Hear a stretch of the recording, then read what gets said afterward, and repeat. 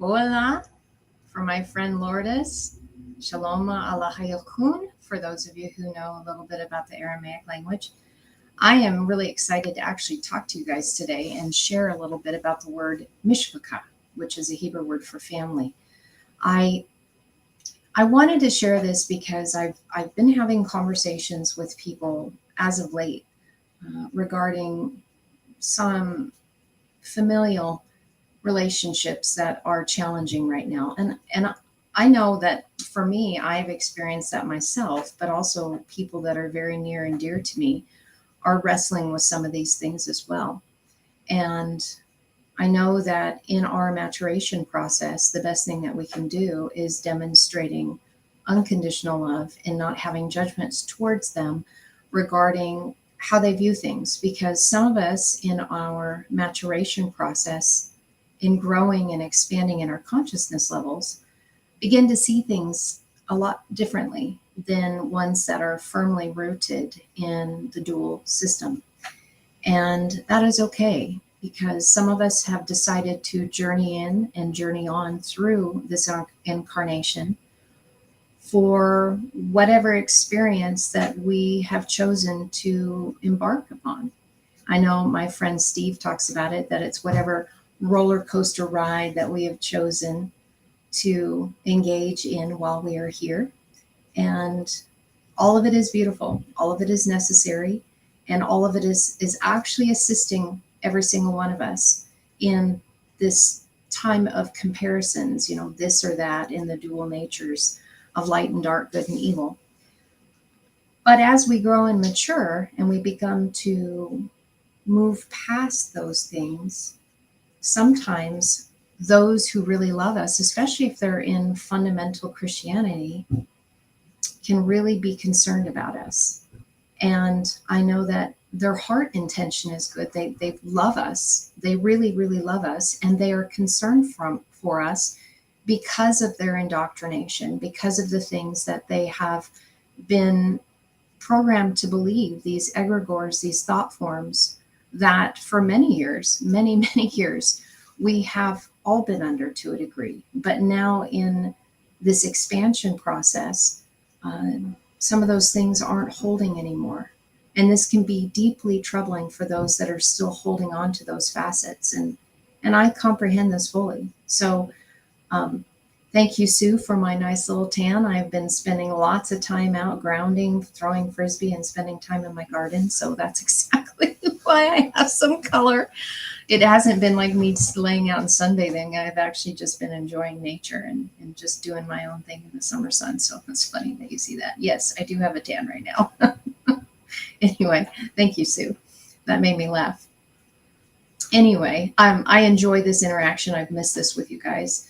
I've really enjoyed my Patreon group with Ken and I sharing. They are an amazing family, and but I do miss connecting with those of you here, not only on Facebook but on YouTube, because this is how we started sharing our hearts with all of you. So thank you for joining today. It's nice to see all of you here, and Brandon, it's nice to have you here as well. Thank you, Patricia. That's very kind of you. Anyway, going back to this issue with family, some of us have really wrestled with this, and I know for personally, I have wrestled. I've got two families here. I've got the divorce remarried situation, and one set really supports and loves me, and has enjoyed some of the things that Ken and I bring forward, although they're challenging. In their own degree, they have definitely stepped into unconditional love, and I'm so grateful for that. Even if they don't see exactly the way they see, and even if they don't agree all the time on things that we share, it's okay because the common ground is love and seeing each other for the heart place. The other family, on the other hand, is very rooted in a very dogmatic approach of fundamental Christianity, and some of the things that I have shared, I probably shared prematurely, because we get into our zealous nature and we find liberation in different ways and we want to share it with our loved ones. And if the spirit hasn't drawn them into it, my friend Steve also talks about committing spiritual violence against people who may not be ready for different things that we've experienced, different things that we've expanded and grown into.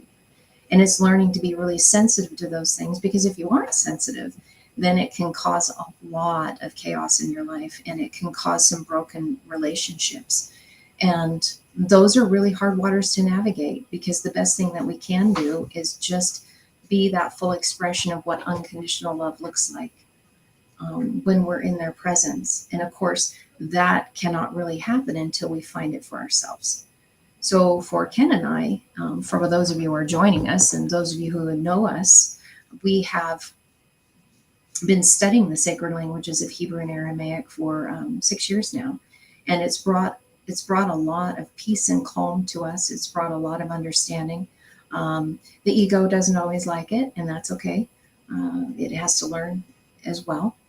But the heart has really been expanded because of it, and that's why I want to bring this word Mishpocha with you today. I want to share it with you, and hopefully it will be able to bring some clarity forward as to what the word family means, so that you can then see what family does and what family is. And really, it's applying it to ourselves, in learning to be that for ourselves first and foremost. Because if we can't be that for ourselves in reparenting ourselves and being our own family system dynamic within, it's very difficult to be able to do that for others. And so I hope I do this word some service, and sharing the frequency with all of you today on it. I'm giving just a little bit more in case somebody wants to pop in. I mean, we're almost at 10 minutes here. But I wanted to lay a good foundation for this, for those of you, so you can understand where I'm going to be heading with this. And if you guys are having some difficulties with your own flesh, earthly, genetic family versus maybe families that you have embraced that are not necessarily from a DNA genetic line, and where that comes from. I have made some notes on this. I'm not going to go into a verse and explain anything. I actually thought that it would make more sense to just kind of hit some words with you guys and go into deep diving that way, because sometimes I can just lose you guys in the minutia. And I get that, because there's so much information and I get so excited. And sometimes I lose sight that a lot of you that are here don't know the languages. You don't know anything about the letters, but the frequency draws you. And whether it's just the heart sharing that Ken and I are bringing forward, or if it's actually the language itself, if there's a curiosity as to what are these words and what are they saying, it doesn't really matter why you're here. I'm just happy you're here. So let's get on with it and take a look and see what this word Mishpocha is. So I created a Word document that we can look at. And Ken may join us, he may not. He's sitting in the background, but if he feels like he wants to, I've given him permission to just jump in whenever he wants. Here's the word Mishpocha right here, and this means family. And I highlighted the root for you. The root is right here. It's a sheen with a pei in the het. And we're going to talk about some of the hidden aspects that are in here. But the root of shafak, it might interest you to know that the root of this word for family in its 3 letters means to join and attach to join and to attach to. So that should kind of give you a clue here, because this word for family isn't one of those things that says, oh, because I was born to a mother and a father, that automatically equates to family. Now, you may want to attach yourself to them or to join in with them, but it goes beyond just that natural inclination that I was born to and within a family, so therefore I must join with them. It's based on choice. And we're going to see, as we begin to move through this, some really amazing nuggets that you can draw from this, not only with your earthly family, but those of us who have developed wonderful relationships with others that we call family. And why Ken and I don't really use this word very loosely. We take this to heart, because we understand the frequency of what it's saying. So when we call someone family, we truly mean it, because we know, like I said, the frequency of the language here. So this word to join and to attach to also has another meaning to it. So vowel points are different. The letters are the exact same. And this word Like I said, although it's pronounced just slightly different with the same vibrational frequency of the letters there, because you got to remember the older manuscripts, the way it was originally written, there was no punctuation, there were no vowel points. That was what the Masoretes added in much later. So the vibratory frequency is still there within the nature of the letters themselves. So another part of this root word means to afflict, to be afflicted with a scab, which means a wound happened and it's beginning to heal itself or heal over, but it's not completely. So Ken is sneaking in, so he's already the spirit saying, "Oh, come on in. The water's good, Ken." I'm just listening, but I'm here for moral support. And then because you guys in YouTube land and Facebook land are like so scary. No, I'm just kidding. Yeah. Although it's been a while since I've really hung out with you guys. I mean, I've done 2 live streams, but I took months and months off, just working on some other issues. So let's get back into this. So this word that is part of the root of family, I'm hoping you guys are going to connect to this as I'm saying this. It means to be afflicted and to scab over. So even in our own earthly families, we can expect that there are going to be wounds that happen. There's wounds that are created. While I'm just talking here, free flowing, I'm going to stop sharing the screen so I can actually see comments. I know you guys see me, but I don't see any of your comments. So, and I get to see who's here too. So Heather, thank you for joining us well today. Yes, another wow day. I love that. It's her mantra, another day of wow. So with family, in the essence of the word, this really means that wounds can happen, and they do happen, especially within our earthly families. But even in families that we choose to join within, spiritual families, wounds can happen. And I don't believe that they are ever intentional.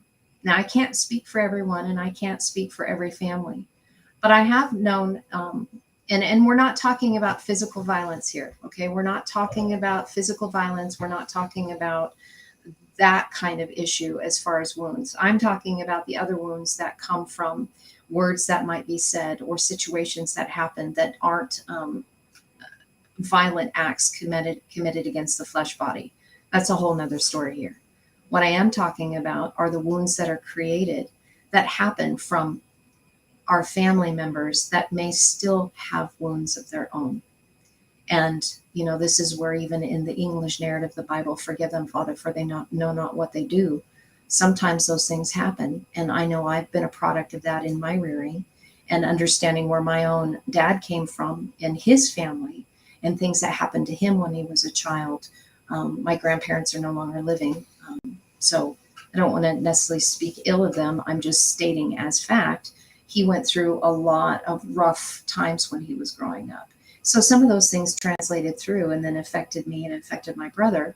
And, when we get through the forgiveness process where we can restore the relationship, then I can look at it and have much compassion because some of the things that he did, he was not aware of, but it was his wounds. So having said that, I actually want to show you this in the word itself, because you guys know I am like the word geek when it comes to Hebrew and Aramaic. I love the minutia. It's like a little gift that I get to open every day when I look at the intricacies of how the letters come together, the frequency, the vibration that comes into it, so that I can have a deeper appreciation for what it is speaking to me at my heart level, so that I can activate the mind of Christ in the heart of the Magdalene to unite the two as one, so that I can actually walk in my own power and my own authority in an anointing to be able to assist another one. So let's pop back in and take a look at this word. So we've already established that this word means to join. Let me get back into here. So it means to join and to attach ourselves to, but it also means to scab over wounds that are trying to heal. So in looking at that, we can see a couple elements through the letters, because the letters here, we have the mem, which can mean chaos. It can be mighty, but it also can mean blood. So if we're looking at this as our blood family that is potentially wounding us, right? Then we have the sheen, which has to do with teeth and consuming. It's also considered the fire of God. inculcation. I love this when people don't realize you're like on a live stream and they come and knock on your door. It's always so much fun. And then the dog gets all excited at the same time.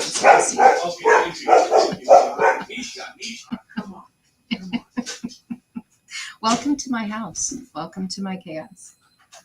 Anyway, so we've got the water and the fire here, and we have this essence of the Sheen is also inculcation. So what are we walking in repeatedly? That is actually, it's really meant to sharpen us. And then we have the pei, which is having to do with the mouth. We have to do with speech or speaking. And then we have the het that has to do with separation, but also life. And then the hei that has to do with revealing. So in just the letters itself, you can kind of see where Mishpocha in the family sense, in the familial sense, when we are talking about our natural family of blood, things can happen. And we know that out of the heart, the mouth speaks. And so many times in our relationships, dependent upon the person's shadow, that's why this hei is on the suffix side, because this is really dealing with the hidden aspects of the inward journey of things that are being revealed. Our own earthly family is revealing their shadow to us, especially through the words that they speak out of their heart. So if there's a lot of woundings that are within there, they are going to cause wounds to happen. And we are going to be developing a lot of scabs that aren't necessarily going to heal until we deal with our own shadows that were created through theirs. Does that make sense? So there's a lot of chaos here, but on the flip side, we have this mem, which means mighty. And this mem is really a feminine energy that is speaking to us, but because it's on the front of this word, we are talking about the divine masculine that is coming through our mothers, earthly mothers or spiritual mothers, that are trying to help us build family, starting externally.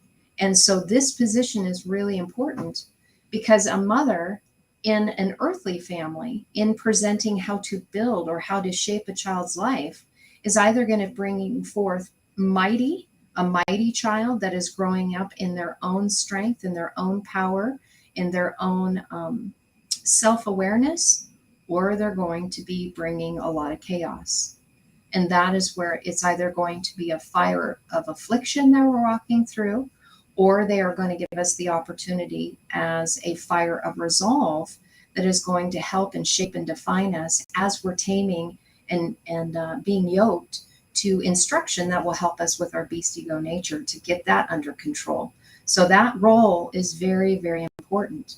And when we get into the father side of it, the father aspect in the maturation process is really bringing the divine feminine energy that is going to help us heal all of these wounds that happened from the earthly parents in order to bring forth that which has been hidden, so that the speech that is coming through our mouth will not be bringing chaos as it builds, but it'll be bringing something powerful and mighty as we embrace the fire of God as God through our speech and choose to bring forth life instead of separation. So hopefully you guys are catching that. There was a lot right there. I was trying to highlight the letters as we went. Did you want to share something, Ken? Because you got a smile on your face. No, it's a lot because of just how. I don't even know if you're on the screen. No, I'm not. I'm in the wings. I'm on the balcony. But I'm You watching. Want to poke your head? I don't know if you can see. Yeah, no, there's a lot in this, and you're coming from the perspective of uniquely making it an earthly family component, and I appreciate that. But I see things from that as well. But I'm just looking at the morphing of the potential that this is a placeholder. It's allowing us the opportunity to come into a resonance of frequency. It's kind of establishing and telling us a narrative of what we're going to have to go through. And that whole language, I love that pei is in this word, because it's like you were expressing that.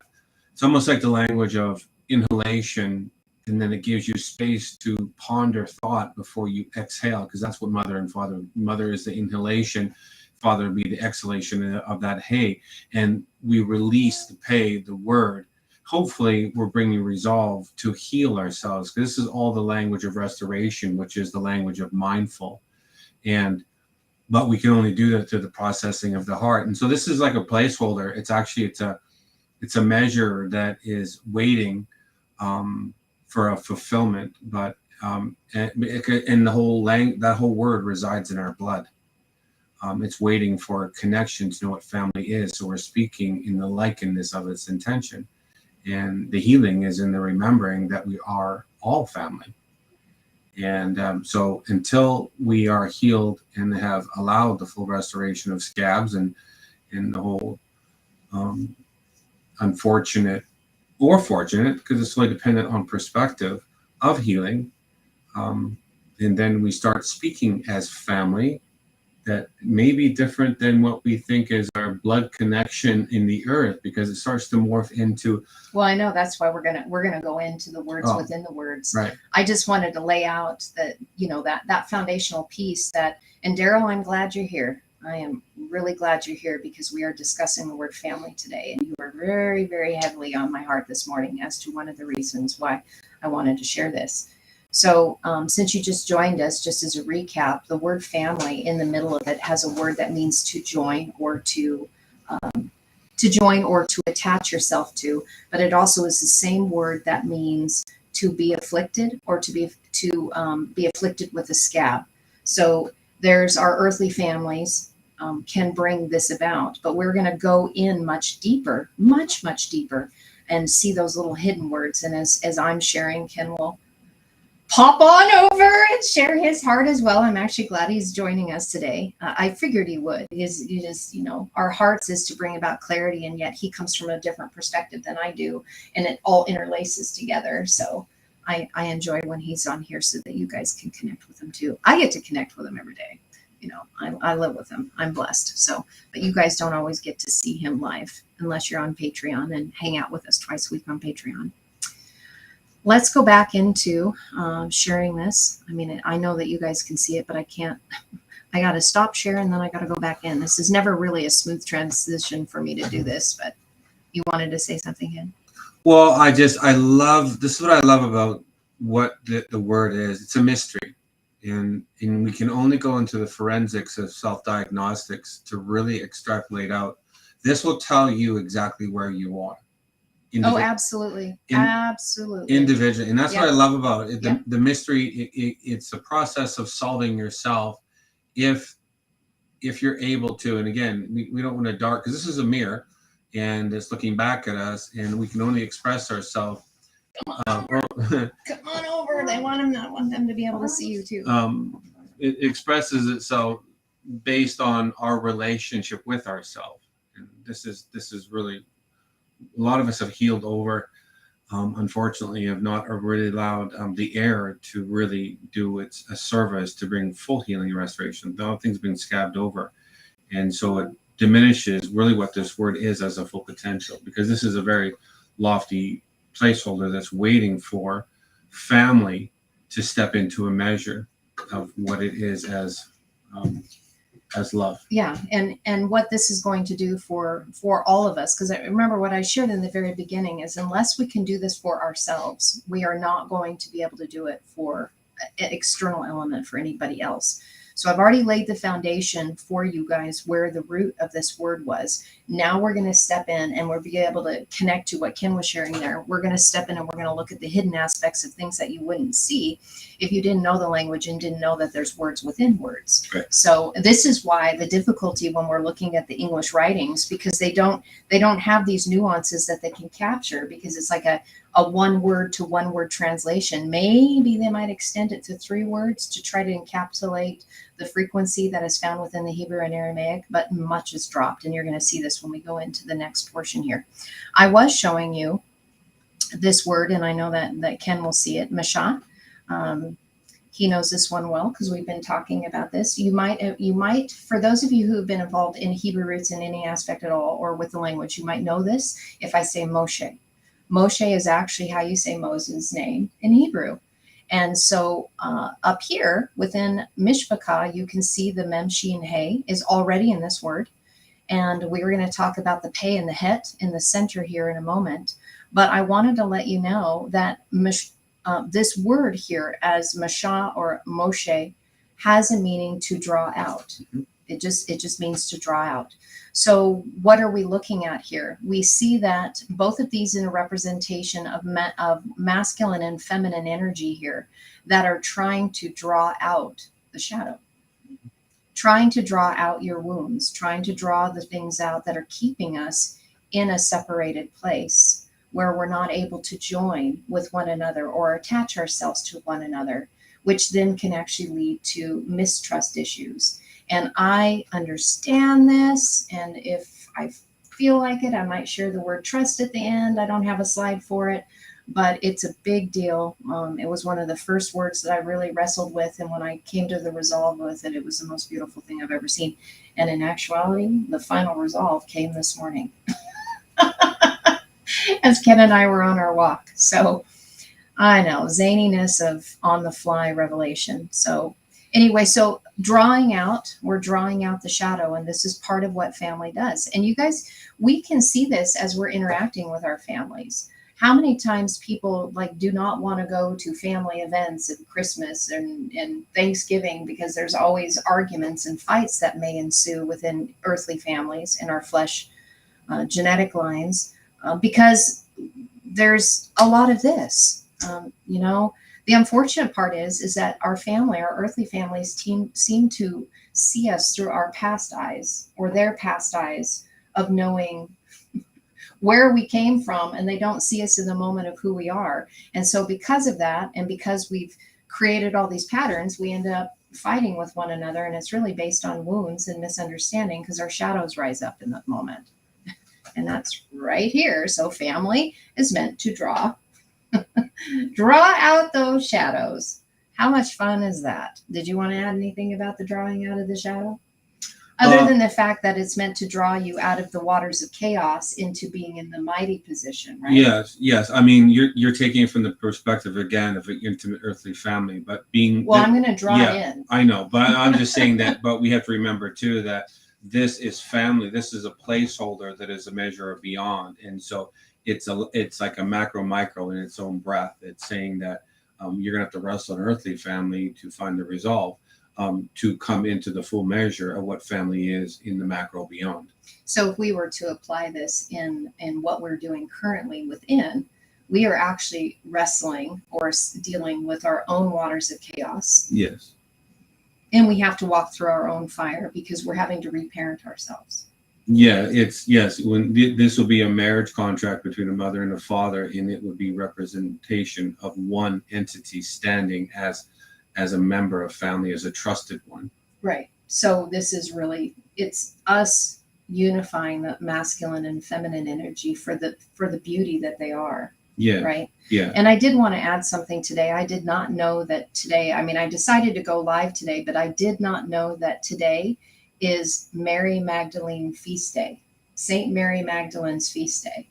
And I thought that was interesting because that feminine energy is actually what's really helping us deal with our shadow right now. Mm-hmm. And that happens to be today. So I think it's really appropriate that we are talking about family on this day in honoring the saint that walked alongside of Yeshu. And actually, it is her that was leading us into all truth. And really, Yeshu handed her the baton after he left this earthly plane to continue walking in the work, in the way. So in the way of family. In the way of family. Yeah. This is a word that delivers. Yes. So now, no, we're going to go right here. We're going to go here first. It's a good one. That's right. I knew that you would like that one. I knew you were going to come and join because there's just too many good nuggets to. Well, I like the spontaneity of. I like it better. Wait a minute. I bet you anything it's not even screen sharing. We're not screen sharing, are we? I don't think we were screen sharing. That's so funny. Oh my gosh, I'm turning bright red. I think that I'm like doing stuff. Oh, but maybe I don't know. Maybe it didn't change pages. That's probably what happened. So let me pop back in. Brandon goes, nope. Claire goes, nope. You guys weren't screen sharing. I've done that before. So it's like I said, it's been a while since I've used this Restream. So I forget how to use it. Share your toys. Gosh, really? Okay. So let me. So what I was saying is, Hold on, let me go back. Okay, see that little note on the bottom? yeah, stop sharing. Oh, that's okay. You guys were just listening to us. No, It's all I was right. just going to say, I love the spontaneity. I would much rather look at words this way than go into preformed notes right. and read, like we build our files and we go, it's more of a sharing time. But I love the spontaneity of just allowing the spirit to say, you see this word, and then just allowing it to extrapolate. That's why I wanted to come on today, because everybody here, I wanted them to be able to, let's just look at this word. Yeah. And because, like you said, the free flow, as spirit is drawing things out that we can talk about, and the importance of this, like this word, to draw out. Yeah, that's a huge word. Yeah, this reveals the level of magic contained within a vessel. Absolutely. One word at a time. One letter at a time. Exactly. Because it's all depths and degrees, but we've all been given measures of magic. But this is a very magical language that's given expression of totality, but it has to give it in degrees of sum.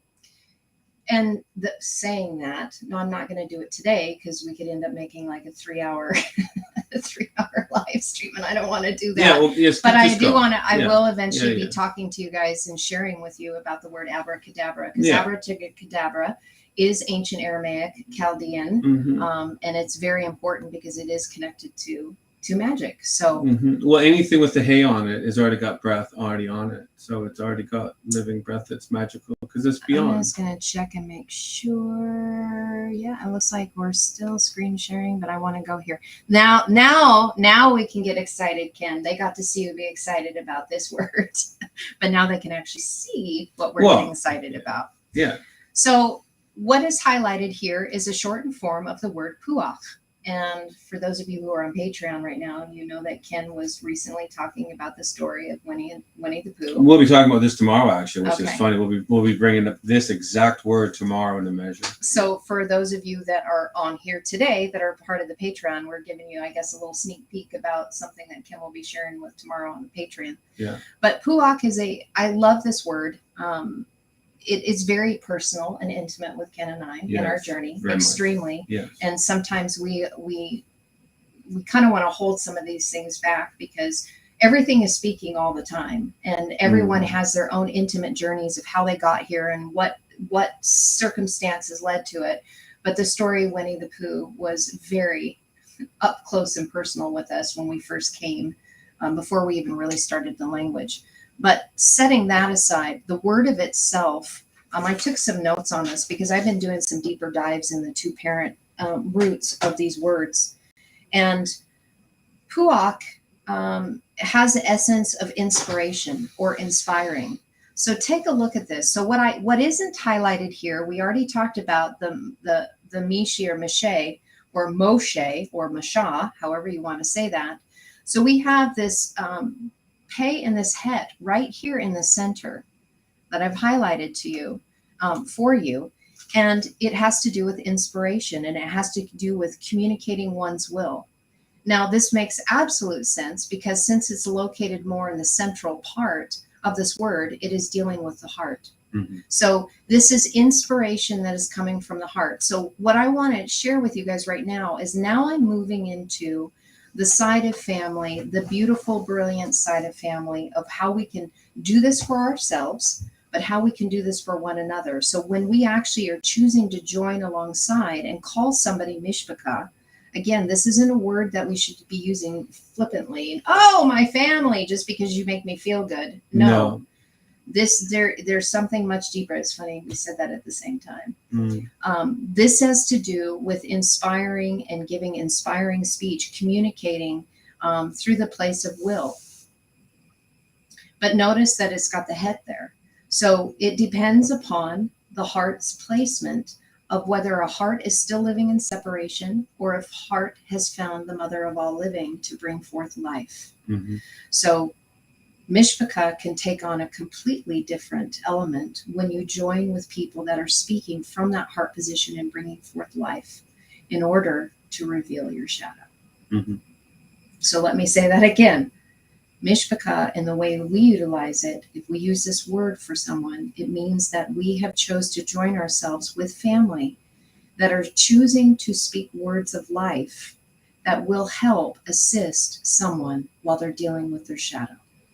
But this also means that communication can be poking, prodding, stinging, goading. Yeah.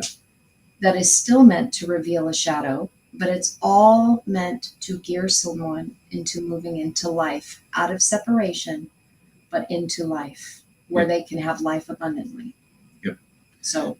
Yeah, that's this, like, you can, the power in the depth of this word, well, even those two entities right there is, and I'm only bringing this forward for the sake of those that are listening and watching, is that that we can take this one little segment of these two entities and it would express in a whole different word that doesn't even use these entities or letters, right?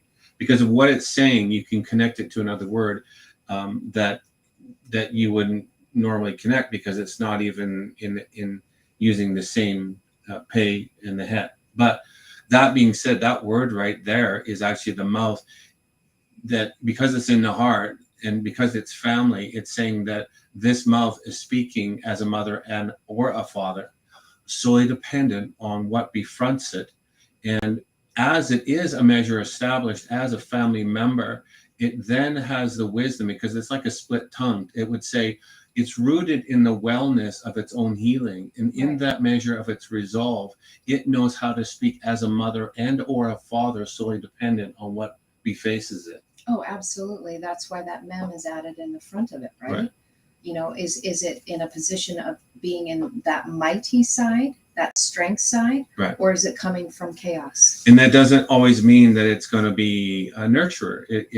Because that's solely dependent on what it encounters. Because there's a veracity to this. There's a guardianship of this name, because it's responsible for its title. Absolutely. That was profound. Right. But that's why the language, that's why the word is like, for you and I, is that we see the word as something that's offered.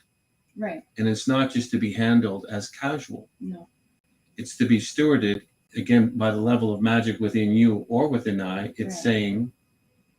Well, and this is when we become a responsible creator for our words versus irresponsible. And why, when we choose a certain word to communicate, the level and the depth that is there, we know that we are creating abracadabra through that which we are speaking, and we're responsible to those words. So again, if you hear us use the word Mishpocha, there's a reason why we're using it. If you hear us say, you are family to us, you will know why. Because we're describing this word. And so in reality, what this means, it's giving permission to one another. It's like, I give you permission. That's so funny. I keep having Patty's. That's so funny. Patty, I left your little note on there. I need to pay attention. I need to pay better attention. I appreciate that you said hit the like button, but I think we're over that now. We're 40 minutes into this broadcast. Anyway, this word Mishpocha, when we use this word Mishpocha, or we call somebody as family, this means that this is also giving you permission to speak into our life and reciprocate that. It's not just a one-way street. And I know I've had much help from people that are on this live stream right now. I mean, I'm looking at all these people. I see Drew here, and Claire, and Heather, and Daryl, Tracy of Faith. I haven't met you, but I know that I've seen you recent on our YouTube channel, so I'm very happy you're here. But there's many of you that are on here that have spoken into me, that have helped me tremendously. And I know I'm not listing everybody, but I've given you permission to speak in my life. And I feel like probably Ken feels the same way, that some of you that are directly connected to us know that. And when we call you family, it is permission granted to speak life into us. Yeah. Yeah. I'm very cautious of, I'm a guardian of what this is saying as a frequency. So, there's a lot in this word that we got bitten a couple of times by people throwing this word around, and it was just very casual. And it can be casual in its innocence, but it's requiring maturation to fulfill its order. Absolutely. Otherwise, like the mem, you're going to be wreaking chaos. Yeah. Instead of bringing the measure of the mighty stance that comes through working through these things as a family, right? Yeah. As you go through the waters of chaos and you go through the fires that are trying to consume that nature, that shadow, and what we're forging is temperance. Yes. And, right? Yeah, and I love it that and I'll let you go here, but I love it that there's something about these words that are different, and we know that from the Greek or the English, that there's so much breakdown in these individual characteristics of letters that they allow the ponderance to extrapolate out a greater resolve. Right. And that's what we're sharing, is that family as a word is just family, and we resonate to it as representation of a picture of what family is in the earth. But this is beyond that. This is saying much, much more. This fully navigates from where we sit to a measure beyond that we can't really comprehend yet. And so this is what's allowing us to do, is to break down and ponder an extension that is, it's within our reach, but sometimes we have to really allow ourselves to go into that well within to really say what this is saying as an offering. So in going a little deeper with these two letters here that are highlighted, the parent roots are discussing in this frequency administration and government. Yes. So that is a huge element. So if we're looking at the word government, it means to be at the helm of, to steer, direct, and rule the mind. Mm-hmm. I steer, drive, guide, and pilot my mind. Mm-hmm.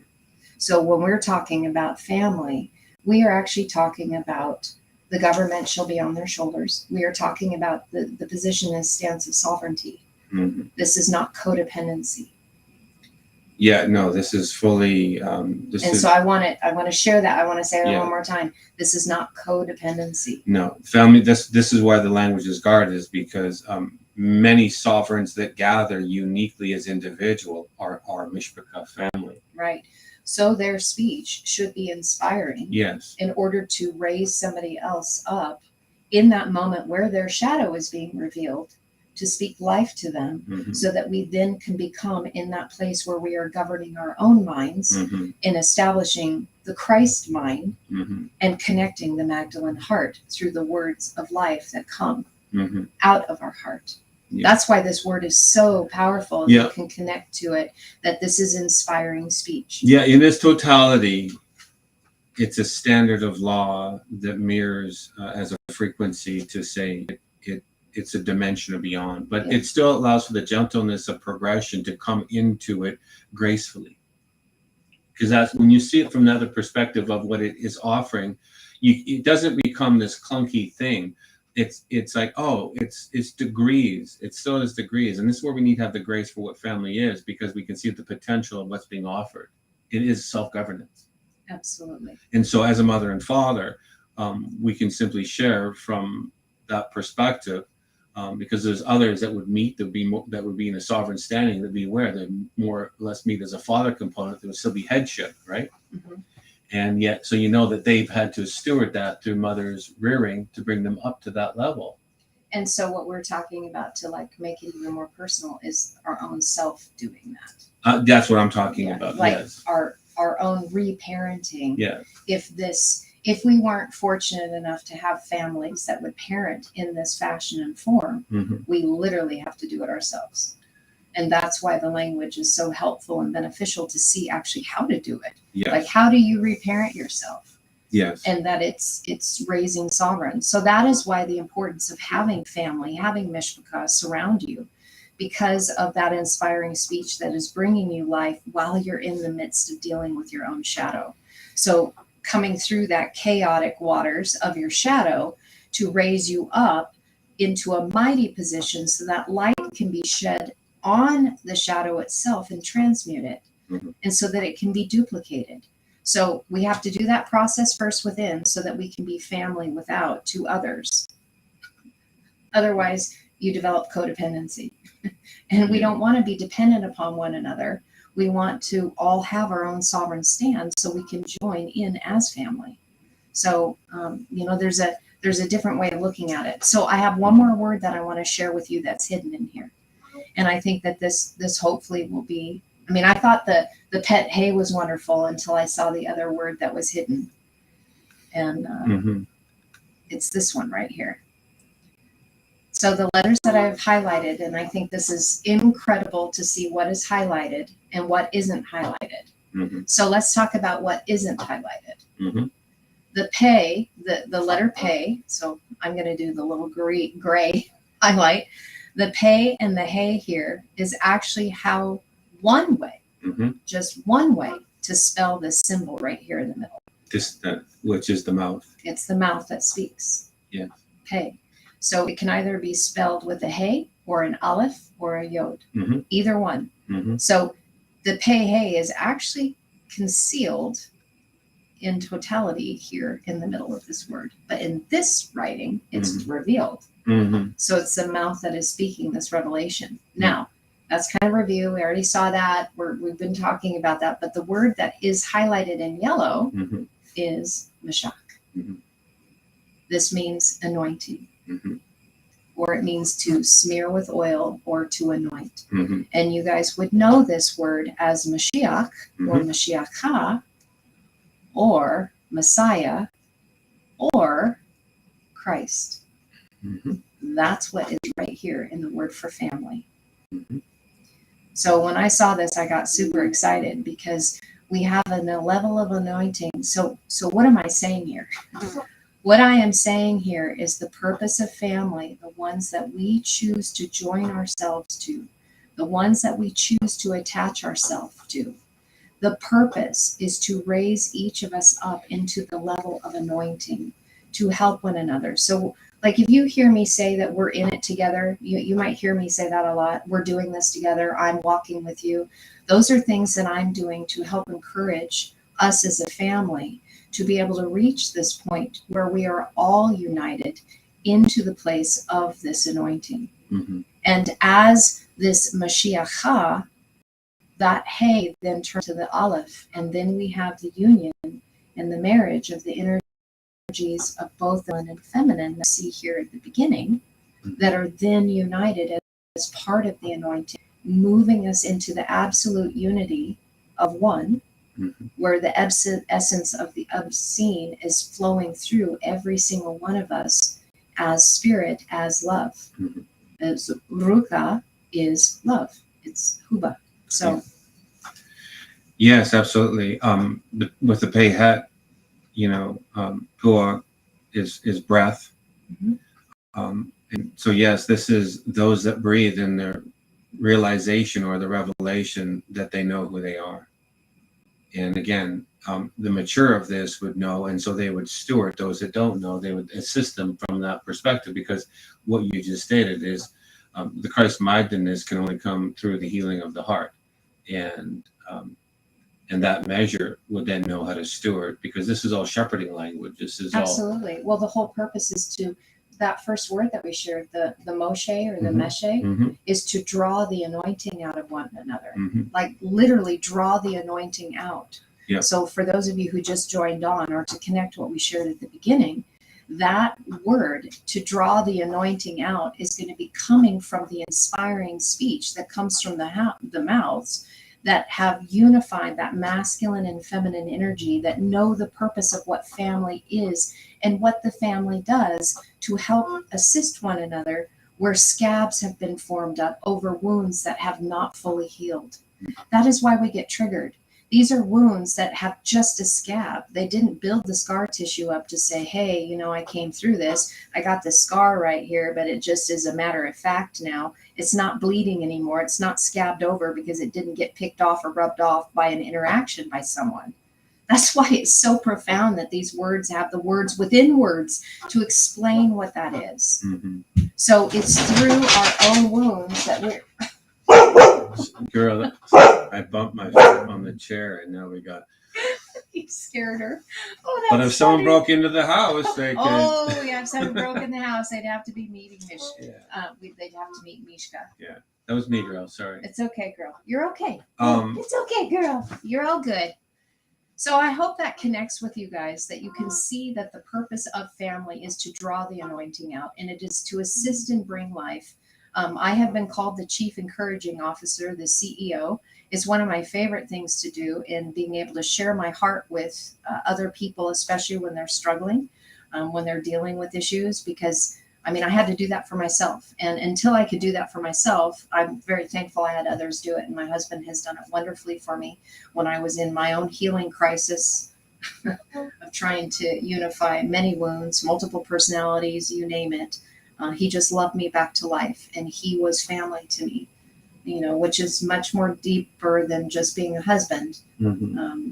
He helped me as family raise me up so that I could have my government established on my shoulders Mm-hmm. to begin walking with a unified heart and mind where they weren't before. They were completely they were not coherent. Yeah. And honestly, to me, that's the most beautiful thing that we can do for anybody, is to see the level of self-awareness, because that's really what consciousness is centered self-awareness.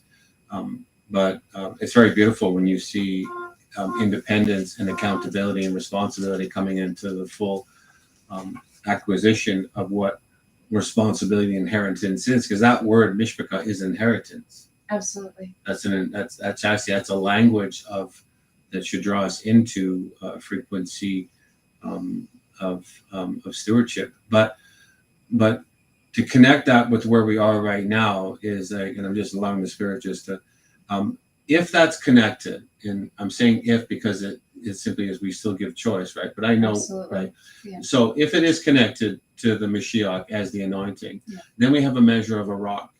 And if it's a measure of a rock and we have a drawing out measure of Moshe, then as a rock, he knows the language of a two-edged sword to come out of your mouth. So to draw yourself out is to pull the sword of your own stone. It's the language of Arthur again, because that measure of the marriage contract between what this is, especially what we're sharing right now in the Patreon account to connect with people, that family knows how to draw itself out of its own stone, right? Right. So it's actually changing the position of the heart. Yes. So connecting that with what you were saying, that sword in the stone is the sword that is in our own heart. Yes. And we are the ones that have to pull that out. But the Mishpocha is the support that we surround ourselves with that help assist us in that process, in speaking lovely, life-giving words of inspiration in order to help us draw out that sword. Yes, it's a yes and an and, that because what surrounds us in the macro, we're talking macro. You and I are going back between the inner world the and inner, the outer right. world. So because they're connected, so you can't family separate them. so family from beyond is surrounding us and encouraging us to come into the fulfillment of what Mishpocha is as an order of establishment. And so in that measure, that if we are an ecosystem as a macro micro, then if we steward our own micro ecosystem by listening to the Ruach and allowing it to administer to us to form the intention so healing can come forward, then in that measure of hearing, seeing, and saying, we can then share, right, from our own place of victory, which is the word for Yeshua, because that's what it is. There's the anointing. And then from that measure, we can assist another family member, not to oppress or to to stifle, but to come in, exhort, edify, and lift, just gently into as needed. Right. So it shifts between the macro and the micro. Of course it at does. Light speed. It's always inside, going outside, inside, yeah. And that's vortex. That's the language of vortex. And it can't be separated. And you cannot. That's what this existence and this experience all is. So really, in speaking with all of you, our heart's desire is that we would all become Mishpocha. Yes. But it's got to start here first. So if you can't find that within yourself, you're going to have a very difficult time, because that shadow element is always going to be raising its head intentionally. Yes. And so when you found Mishpocha, when you found those that can help with inspiring speech, it's to take you out of the chaos from your shadow into raising you up through the shadow so that you can be part of the mighty family that has drawn the sword out of their stony heart, made it into a heart of flesh that now is chaya, which is now salvation, that is now a beating heart that is full of life and full of love, because it's transmuted the shadow into that place, thus entering into the family trust. Yeah, and that's a great segue, because I was just going to say stronghold, because this stronghold works in such dimensions that by it having the characteristics already of the Moshe frequency in it, it's already establishing that through the whole nature of what Moshe is as a journey, that you're going to wrestle. This is all wrestling language, because it's the same, because he was the basket of Moshe in this narrative is actually more of a Tet language, and so he's like in your infant. Oh, there you go. In your infantile measure, you are going to be drawn out of something. Hopefully, you can mature into something else. This is the language of transformation. But so we are going to wrestle internally, but everything to me is perspective. If I'm so appreciative of the ability to see it, so we can break it down, versus being on the other side of it, of being blinded to what it is, and we're caught in the wrestle, not knowing why we're wrestling. Right. That can be much affliction in the family. It's where we see dysfunctional families come into play. But when we can have the opportunity to administer to ourselves first, and that's the only way we can minister to another, is when we see that, it gives us a greater perspective, because we can realize, oh, this wrestle is simply an opportunity to move into a higher narrative or a higher frequency, right? Because when completely drawn out is not even in this dimension. Right. But in having a higher frequency, this is one of those things that naturally occurs organically as we heal ourselves. Absolutely. So a diminished way or a lesser way that's not sustainable is if you're always seeking those higher frequencies, like I got to eat everything but high vibrational food. I've got to stay away from quote unquote toxic people. I can't, I have to. That's always shoring up that higher vibrational frequency. But as Mishpocha, as you begin to heal those wounds, you automatically, organically are raising up your vibrational frequency through the process of healing. Yeah. Yes, there's someone, I don't know who says that, Tracy said that, don't become a slave to our words. Again, everything's perspective, but that right there is a master would know the word serves the master, because the master is the voice. And so it's putting serfdom and mastery in right perspective, where I know in right definition, I'm self-serving, right? In the most innocent way. Because any place of a master would know that the only way the master can become is by knowing how to serve self. Well, and that's interesting, because that's Mara, right? Lord. Right. Mara or Maria or Mary it's speaking of lordship, is sovereignty, has to do with mastery. So the word is the servant that brings the measure of the voice forward. Right. And so in that measure of the word, I am working and navigating with the word to fulfill the mastery of the voice. Which is Meltha. It's being able to speak that inspired speech. Right. And so there's, again, everything's perspective. We can be ensnared and see it from something that could keep us in a prison, or we can see that I'm simply a siege work, and I'm laying siege to myself. By seeing the word, I can then liberate myself to become a master. Right. And through the essence of Mishpocha, that's what we're doing. And that's freedom. And that's exactly. There's the Mashiach. Because now you're compressing the oil. The purpose of what it is fulfills its order. But you're going to wrestle through it. And this is why I wanted to finish, because we've already been going for an hour, which is amazing how time goes by so fast. Thank you guys for still sticking here, those 11 of you that are hanging out with us. The last word I wanted to address, because this is connected to Mishpocha in a different way, has to do with trust, and it's the word batak. And this is the landing of the plane that I got this morning with this word for trust. Because I've expressed this before. This was something I think that Regina, my friend Regina, and I had talked about months and months ago, and I think that we even shared it on YouTube. But batak, because I had to find this within me. I had to be able to trust myself. In order for me to trust myself, I had to go and wrestle with myself on the inside at the heart level. Because what was happening is that by me not trusting myself, then everything outside of me I couldn't trust. So I saw my whole world outside of me as something that I couldn't trust, that was going to hurt me. And so that automatically put me on the defensive position that every single person that I met, every circumstance, every situation, every decision made outside of myself was going to harm me. Because I didn't trust. I trusted nothing and no one and nothing, because I couldn't trust myself. So when I looked at this word, it really floored me. I mean, it really floored me because I went, oh my gosh, the reason why I'm not trusting is because I'm wrestling myself on the inside. And what does that mean? I'm wrestling my shadow. I'm wrestling my wounds. I'm wrestling all the things that I'm trying to protect myself from. I'm afraid that I'm going to get hurt, that somebody's going to step in my life. They're going to pull the rug out from underneath me and chaos is going to ensue. And I'm just going to get hurt over and over and over again. And as I walked through this, I'll tell you what, it was not easy for me to open myself up to other people. It wasn't. And because I didn't trust myself, when I did open myself to other people, I got burned.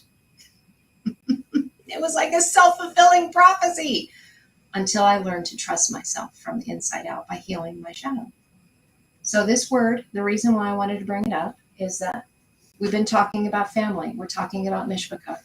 The letter Bet literally means to build family. Mm-hmm. It is a letter that symbolizes the temple, the Bait, the house, the temple, if you want to say the temple of God, which is very appropriate. It has dual energies, mother and father, that come together to create family. And that is the first letter of trust.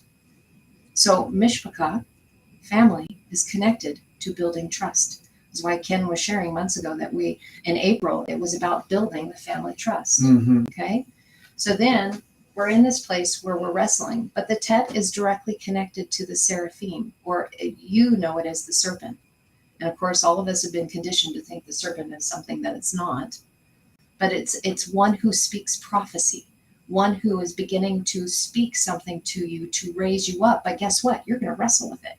Because a lot of us, because of our wounds, we do not believe what we hear. So if you have somebody speaking life into you, there's that head, that is coming from that place of Chava, the mother of all living, that is speaking life to you.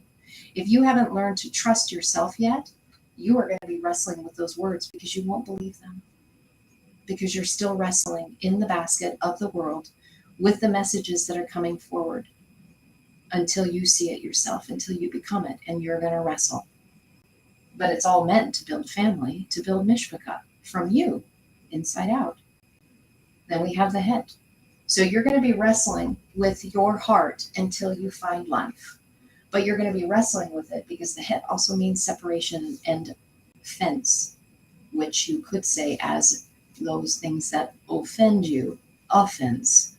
The things that offend you are going to separate you, and you're going to have to wrestle them until you learn to be able to build through the seraphic message, the seraphim message that is speaking to you prophetically, so that you can remove the fence, tear down all of those fences, and enter into life.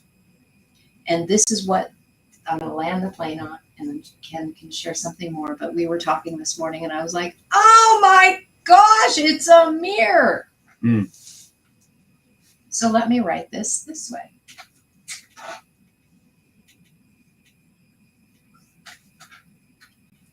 Het Bet is the shortened form for the Aramaic word huba, love. So it's a mirror. Trust and love are connected. If you have trust issues, it's because you haven't found love within you yet. You're wrestling with your own self-worth, your own self-value, the love that you haven't found, that you distanced yourself from. Because once you find life in struggling, you are then going to be able to build family. This is how family is built. This is how we can become Mishpocha. This is why those who have gone through this, the frequency that goes out through love, that kuba, that love that comes from the mother of all living, from Chava, that was pulled from mankind, you're going to have to establish trust.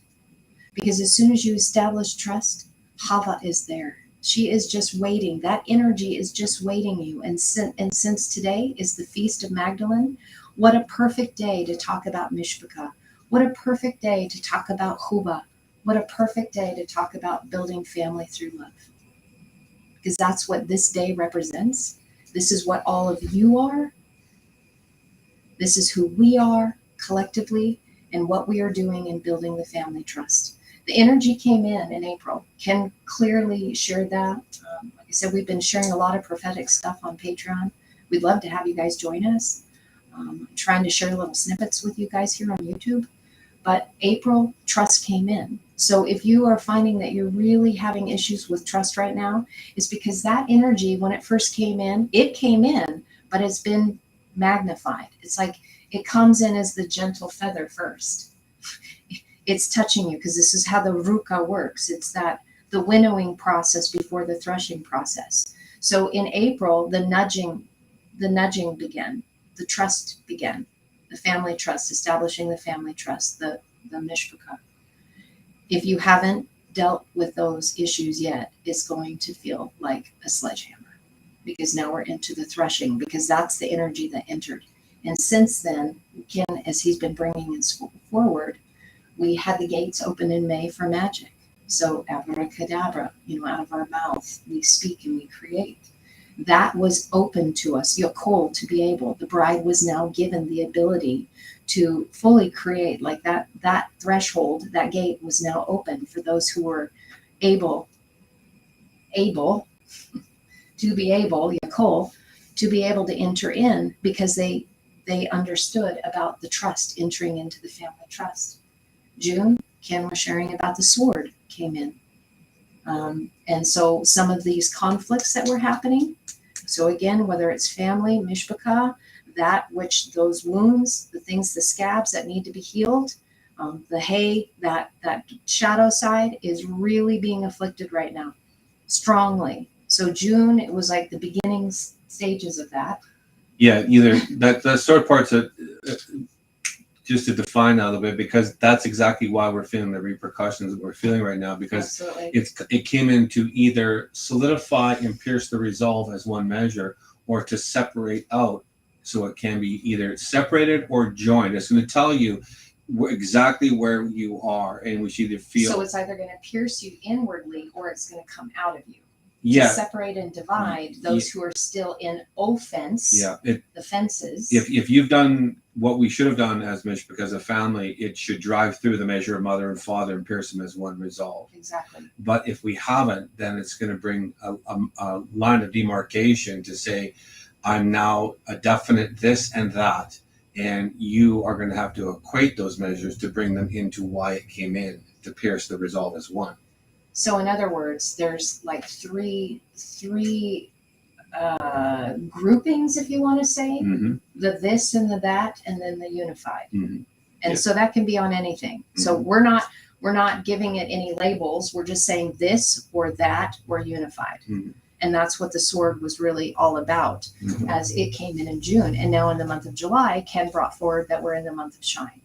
And the month of Shine is this place where Mishpocha is being united, where we have Hallel and Lila that have been unified. They've come in, and hence why today, 7/22 of 2022, the Feast of Mary Magdalene, is the unification of the Christ light and the Magdalene energy in raising up those lower shadows, so the two could join together, and we create Hallelujah. Hallel and Lila unified as one.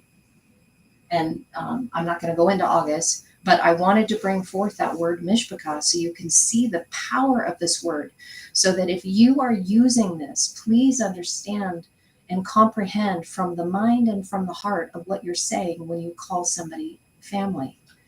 Then, because this is also something I've shared with before, that when I say I love you, when I say that to any one of you, I am saying I love you. You are family. I don't just say love you. Love you doesn't say that I brought you in as family. Love you is a flippant comment that we use in niceties. At least that's how I see it. And I'm not judging anybody that does it. I'm just saying my own personal revelation of where I'm at with my heart and what my heart is saying, that when I say I love you, you are family. It has a whole lot deeper meaning than just saying love ya, see ya, yeah, we're fam, we can hang. I know the frequency of the words is because I have flipped the trust around, and I am experiencing Kuba at such a deep level that I want to draw everyone in, so that they can engage in having life abundantly and being able to build family, even if we have to wrestle it, because it's worth it. Yeah, a lot in that. There's lots of talking points in that, and I'll try to keep this concise, but this whole language of the shine that we're in right now is it's kind of like the language, may your bottom lip match your top lip, and that's like the same measure of what we've been sharing about mother and father and Mishpocha. The bottom lip would be more of the mother, because everything of sheen is, as the sharpening we're in right now, that language is actually, it's a flat surface, and it's like putting the sharpening means you're just putting that final bevel on the edge. It's been sharpened and sharpened, now it gets just that final sharpening. And that's the top matches the bottom now, and the mouth can open and close precisely, and it's in unison of one resolve. That's exactly where we are right now in the sharpening. And this is why you will know them for who they are, for their love for one another. But that's also why we're feeling the repercussions of maybe distancing, and it's not necessarily. It's those that are distancing either from resolve, or we're distancing from ourselves, because our bottom lip doesn't equate to our top lip, because there's a mother-father component within all of us, and something isn't equating. So we're finding our own wrestle in that. And as you know, this tet right here there's a hidden zayin in it. And so it's already saying that in this word of, oh, you changed it around. I was like, wasn't there a bed on the front? Yeah, no, I was saying that Okay. trust was the mirror. Yeah. Oh, sneaky. Yeah, I wasn't Sorry looking. about that. So I'll put the bed There and we then go. and then we'll put the head back here. But that's fine. But it is love. But so let's go to the pretext of what it is before love is established, because love would equate, because it's saying the same thing. It's saying this has to be built. So family, Mishpocha is love, and this is telling you that you're going to have to build compassion. Compassion is measures that build upon themselves, and when compassion comes around, it's fully encompassed, then it's equated as love, and then love can present itself. That's why it mirrors itself. So what's so fascinating, and having said that you brought that forward, the compassion is Rakam. Yes. And what the unifying letter in all of these words. So with Batak from trust, on Batak, Mishpocha, Huba, Batak is the letter Het. That's the key. Yes. The letter Het connected to life, Chaya, breath. but it's the mother of all living. Yeah, with the pei head in that is breath. It means to breathe. Exactly, it's the puach, right. breath of inspiration. But going back to this, but I didn't want to lose sight of that. Yeah. That is like the letter that is consistent in all of those words that we've been sharing is the Het. Yeah, because it's a language. Even though it's the Het is separation, it means it's only separation until it's realized what it is, and then it becomes a surrounding. It's also a window of an opportunity, right, for us to pass through, and its esoteric nature. It's the letter of life. Right, and so it's saying that you're divided until you realize you're divided, and in that measure, then you bring unity together, and now you're fully surrounded, and you become one temple measure, but you're fully surrounded by life now. Exactly. And so I would add to that is that when one door closes, a window may open, which means that you're entering into a new season of something that's meant to bring you life. Yeah. So I just wanted to break down this word from my perspective, but to build this, if we're building this, then this is, and going back to the language of Mishpocha, then like what you were stipulating and what I was feeling was, this is the language of a Navi, a navigator. Like to know how to do this, you have to know the language of how to navigate. And so the navigator knows how to build, and to navigate, you have to know how to see.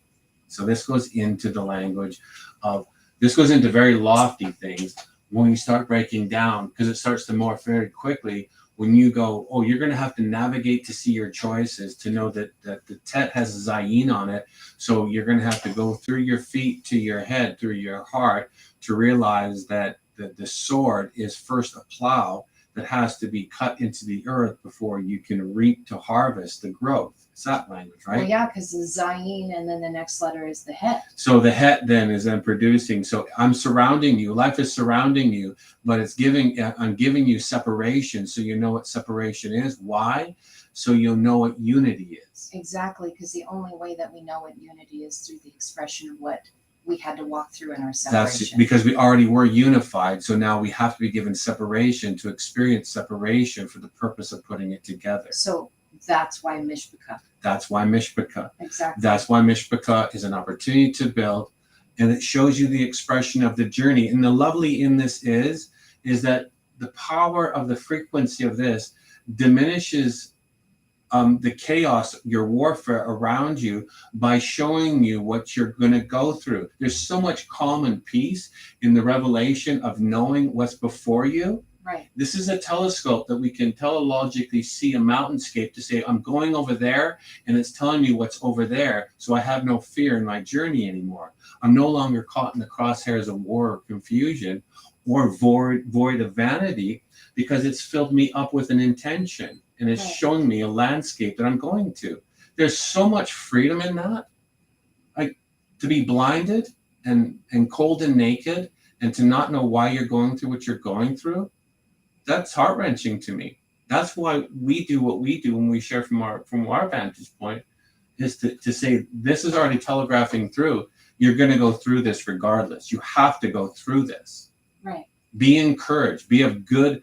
Right. And so, in other words, you have to go through it. You can't go around it. You can't go around it. You cannot go around it. So right now, as an encouragement from Mishpocha to Mishpocha, whatever you guys are enduring right now, whatever you are having in your realm right now, because the family trust was established, magic came in, the sword is here, whatever is going in your life right now that is causing agitation, that might be revealing some of those wounds that had to scab on, it's intentional, and you have to go through it. Yeah. That's why family is here, to encourage, because through the puach, through the breath of inspiration, we are helping and encouraging one another to raise ourselves up out of the chaos, so that we can enter into the place that gives us the ability to have the government be on our shoulders, because the head has risen up.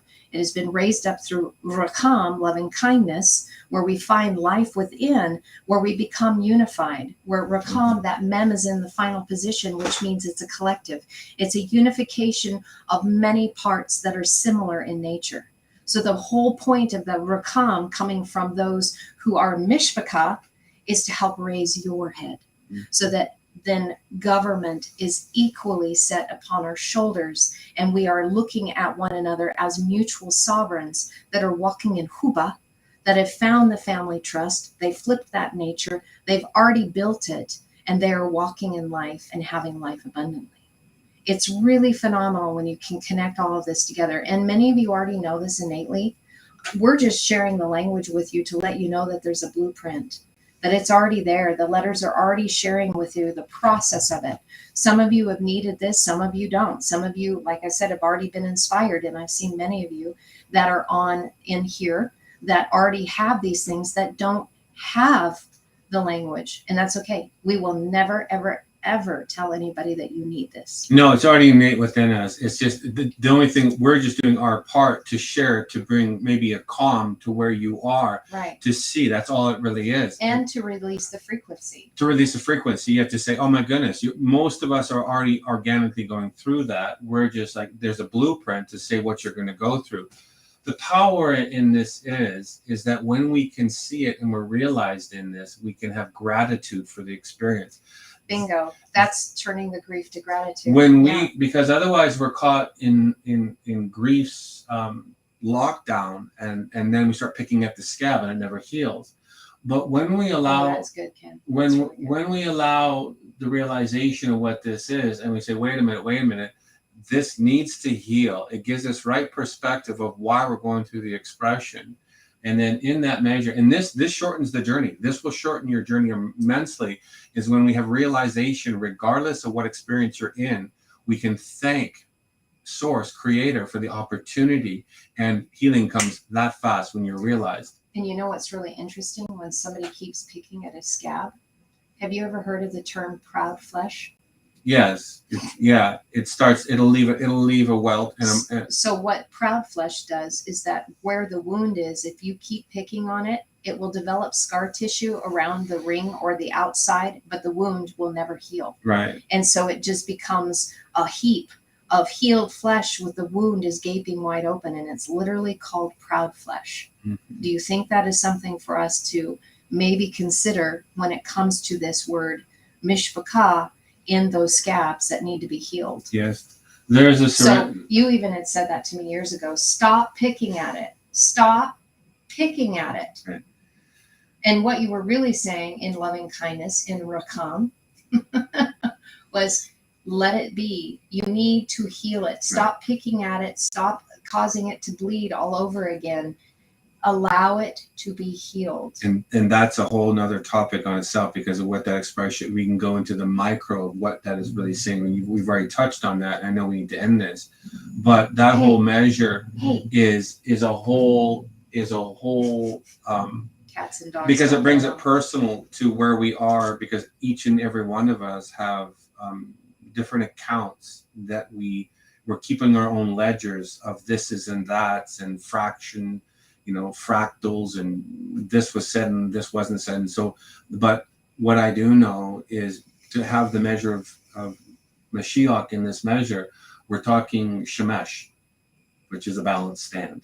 Exactly. And there's no way that we can have that balanced stand if we're always picking and we're taking the accounts for the purpose of, unless it's for weights and balances to bring neutral forward, then yes. But if it's in there to put an account on another person because of an offense, then we're going to have a problem becoming the Shemesh as center standing as balance. Right. And the whole point of having those shadows removed is so that the wounds are revealed so they can be healed. Absolutely. Because if they aren't, then healing will never come. And if you're picking a scab yourself, I mean, it's one thing to have somebody as Mishpocha that comes alongside, you have an interaction and a shadow is revealed, right? It's another thing entirely if you're the one that's picking at it to reveal the wound continuously. Right. Because that ends up keeping you in a place of victimhood. That's self-sabotage. It is self-sabotage. And it's like, look at this wound. Right. Look at this wound that I have right here. This is why I'm behaving poorly, because I got wounded, and I want you to know that I got wounded so that you will know, because my behavior is really bad, and that you will extend me grace. Yeah. Because I've seen that happen.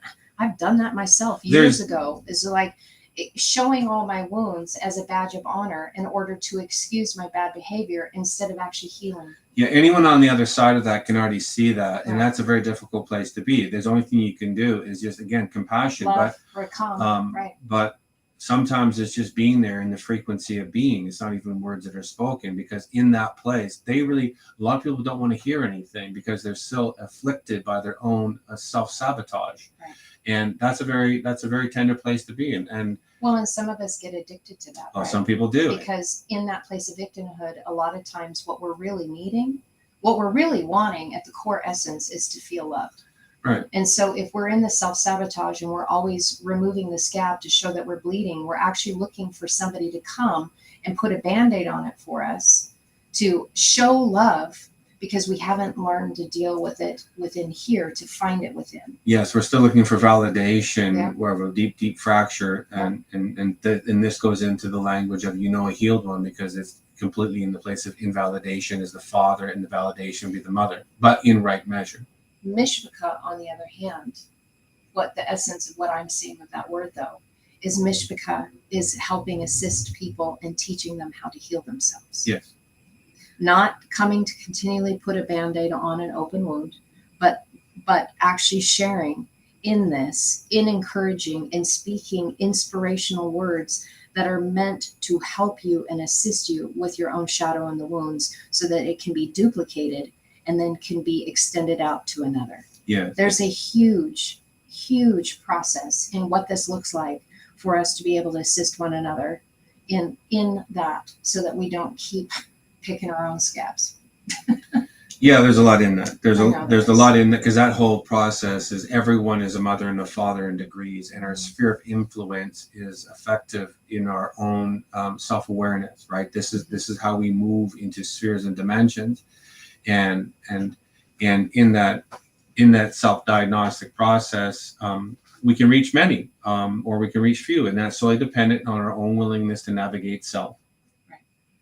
And in that, our heart would be that's why we don't use the word float around, as Mishpocha established, like you say, is a principality and a power that resonates as a language of law that transacts as a mirror of itself. Therefore, it holds itself accountable to power's measure. And in that language of law, it's requiring a language of transaction that says you must go through your own level of deposition to know what it is to journey as a witness in the earth, kind of a language, because it's that transaction of knowing self well, right? This is now the language of sound, healed, and whole.